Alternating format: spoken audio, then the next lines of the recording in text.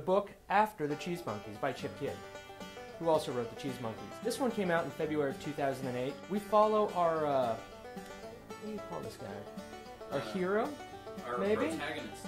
We follow our protagonist, Happy, as he has already graduated from school and he kind of enters into the world of being a graphic designer. This one was actually much darker of a book, mainly because it centers on Professor Stanley Milgram's 1961 obedience experiments at Yale, where he had people apply electrical shocks to other people, basically find out how much people listen to authority. So the whole thing has a much darker feel, which I, by the way, I enjoyed that part of it, the darker feel of it. It's quite a bit different, but there was something about it, and I think it was because he graduated and Winter was no longer in the book, which was the professor from the Cheese Monkeys.